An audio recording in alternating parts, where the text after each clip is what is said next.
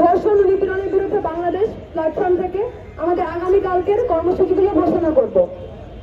শুরুতেই বলে দিতে চাই, আমরা একটা নির্দিষ্ট সময় বেঁধে দিতে চাই, যে সময়ের মধ্যে স্বরাষ্ট্র উপদেষ্টা যিনি এখনো রয়েছেন জাহাঙ্গীর, ওনার অবশ্যই জাতির কাছে ক্ষমা চেয়ে, যে তিনি একজন ব্যর্থ উপদেষ্টা, ক্ষমা চেয়ে তার পদত্যাগ করতেই হবে।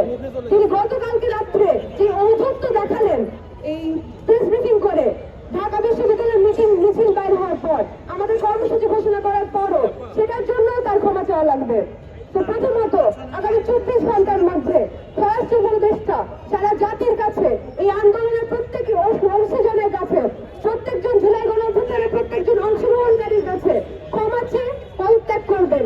তা না হলে আমরা আগামীকালকে ঢাকা শহরে রাজু ভাস্কর্য থেকে একটি আমাদের সর্বোচ্চ সক্ষমতা ব্যবহার করে, সর্বোচ্চ ম্যান পাওয়ার নিয়ে একটি মশাল মিছিল বের করব। সেই মিছিল থেকে আমরা আমাদের যে 9 দফা, সেই 9 দফা বাস্তবায়নের জন্য যে লড়াই, তা বেগবান করব।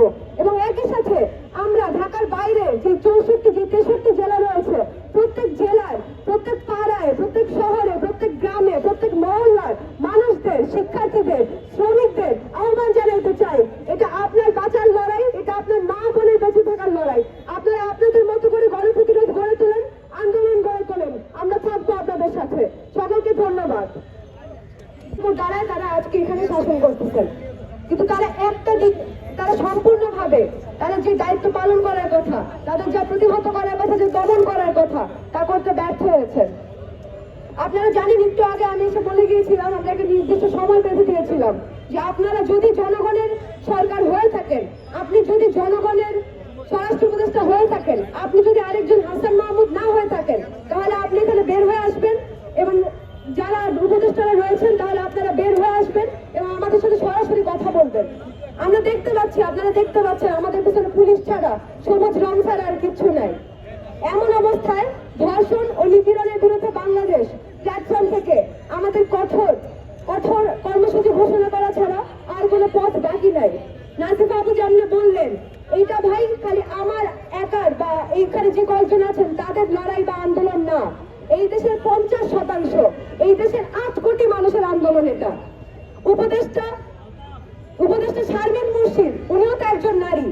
এই আন্দোলনে ওনারা আসার কথা ছিল এবং আন্দোলন হওয়ারই কথা ছিল না, উনি যাতে ওনার দায়িত্বগুলো পালন করতে পারতেন। আমি এখন ধর্ষণ ও নিপীড়নের বিরুদ্ধে বাংলাদেশ প্ল্যাটফর্মের পক্ষ থেকে আমাদের আগামী কর্মসূচিগুলো ঘোষণা করব। কথা শুনছেন, আমরা প্রত্যেকে এখানে যারা আছি আজকে, প্রত্যেকে এই গণ অভ্যুত্থানের অংশীদার, এই গণ অভ্যুত্থানের অংশগ্রহণকারী।